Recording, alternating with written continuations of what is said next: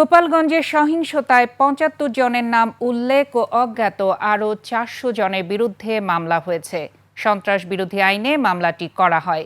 এদিকে এনসিপির সমাবেশে হামলা ও সহিংসতার ঘটনায় এখন পর্যন্ত গ্রেপ্তার করা হয়েছে ৪৫ জনকে। পরিস্থিতি নিয়ন্ত্রণে জেলা জুড়ে চলছে টানা তৃতীয় দিনের কারফিউ। এর মধ্যে আজ বেলা ১১টা থেকে দুপুর ২টা পর্যন্ত ৩ ঘণ্টা শিথিল ছিল কারফিউ। গোপালগঞ্জ প্রতিনিধির তথ্যচিত্রে ডেস্ক রিপোর্ট। শিয়া বাটার ও ভিটামিন ই সমৃদ্ধ লিলি হালাল বিউটি সোপ, তারুণ্যময় উজ্জ্বল ত্বকের জন্য।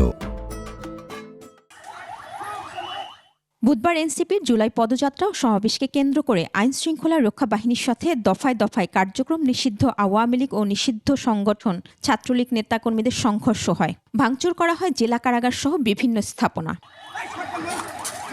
এ ঘটনায় বৃহস্পতিবার রাতে সন্ত্রাস বিরোধী আইনে মামলা করা হয়েছে। এতে ৭৫ জনের নাম উল্লেখ করে আসামি করা হয়েছে, যার মধ্যে নিষিদ্ধ জেলা ছাত্রলীগের সভাপতি নিউটন মোল্লা এবং সাধারণ সম্পাদক আতাউর পিয়ালের নাম রয়েছে।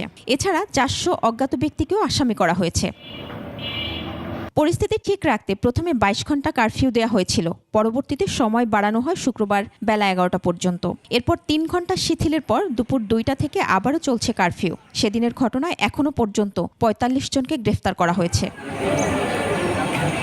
এদিকে কারফিউ উপেক্ষা করে জীবিকার তাগিদে কাজে বের হয়েছেন গোপালগঞ্জের সাধারণ মানুষ। এ ঘটনায় ঢাকা মেডিকেলে চিকিৎসাধীন অবস্থায় মারা গেছেন গুলিবিদ্ধ রমজান মুন্সি। পেশায় রিকশা চালক ছিলেন তিনি। এ নিয়ে নিহতের সংখ্যা বেড়ে ৫ জন। মহিমা পলি, ডেস্ক রিপোর্ট, ২১ টেলিভিশন।